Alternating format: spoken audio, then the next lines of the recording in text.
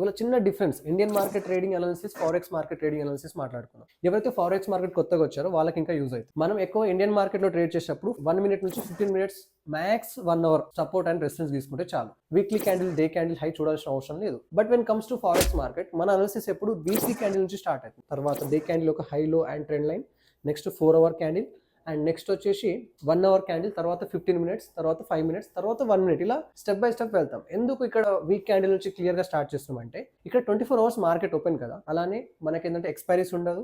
ఈ point of view ఏంటంటే చాలా మంది రిలాక్స్డ్ గా వీక్లీ ఆర్ డే ఒక హై అండ్ లో, ఈక్వల్ హై ఈక్వల్ లో దగ్గర ట్రేడ్స్ ప్లాన్ చేయడానికి ఇష్టపడతారు. ఇండియన్ మార్కెట్ వచ్చేసి పర్ డే 6 అవర్ 15 మినిట్స్ మాత్రమే ఓపెన్ ఉంటుంది. తర్వాత 17 అవర్ 30 మినిట్స్ క్లోజ్ ఉంటుంది. అంటే ఈ టైంలో గ్యాప్ అప్ గ్యాప్ అనేది ఫామ్ అయిపోతుంది. ఇది కాక ఎక్స్పైరీస్ ఉంటుంది. అండ్ ఇంకోటి ఏంటంటే ఇండియన్ మార్కెట్ లో మనకి మార్నింగ్ 2 అవర్స్ ఇంపార్టెంట్. ఆ టైంలో ఏదైనా సరే ఒక డెసిషన్ తీసుకోవాలి కాబట్టి ఈ టైంలో మనం ట్రేడింగ్ చేయడానికి 1 day candle analysis, week candle analysis చేసుకుంటూ కూర్చుంటే ఆ ట్రేడ్ తీసుకోలేము. But when comes to forex market అలా ఉండదు. ఇది డిఫరెన్స్ అన్నమాట. సో ఎప్పుడైనా సరే ఫారెక్స్ మార్కెట్ వచ్చేటప్పుడు వీక్ క్యాండిల్ నుంచి అనాలిసిస్ చేయడం స్టార్ట్ చేయండి. అండ్ దాని తర్వాత మెల్లమెల్లగా step by step smaller time frame కి రావాలి.